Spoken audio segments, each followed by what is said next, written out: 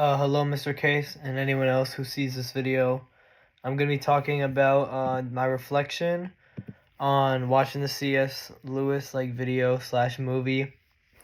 Um, After seeing this video, it's kind of shown us a lot of the early life of C.S. Lewis and just how much he went through at a young age, and just all the changes that he had to go through as a young kid, like his mother dying at the age of 9. He was only 9 when his mother died, and that was really kind of what started shaping him into becoming maturing at a very young age, because obviously losing your mom is a very harsh thing to go through. Like I said, there was many instances in his life that shaped him into the person that he was.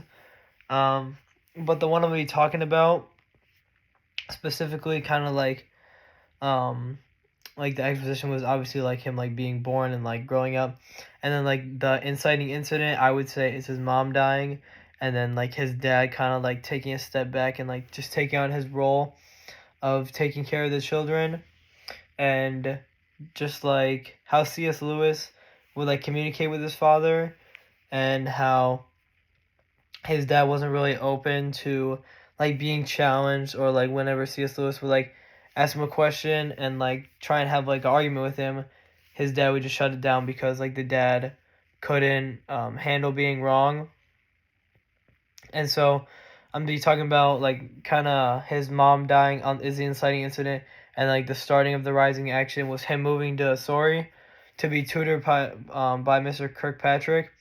And I said this is very impactful for C.S. Lewis, because, like I said, when he was at home, his dad really didn't like the idea of him thinking outside of the box, or really being challenged in any way, because his dad was a very stubborn man, especially after the mom died, and in his mind he just always needed to be right.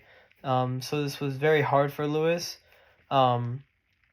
especially in his prime teenage growing up years, for him to not be able to think outside the box, especially because his mind was already at a very advanced level for his age. I think he said it in the movie, there wasn't a book in his house that he hadn't read, and he could learn, or he could read in different languages too. So the rate that his brain was growing at, it just wasn't good for him to stay in that house. So him moving to Surrey, and just being able to be challenged by his tutor, who was a very wise man but also could admit when he was wrong. So that was very good for Lewis. Yeah, because it just helped them both grow. When Lewis was... Oh shit, I'm off center now.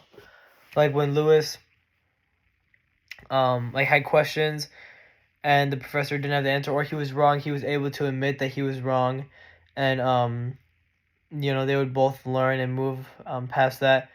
And that's kind of where we ended off. We didn't really get to the climax of his life, which I'm pretty sure happened something of him in war or something, but we never got to that. So I would say the main incident in his life that really changed on the trajectory of where his life was going was him moving to Surrey and being tutored by Mr. Kirkpatrick.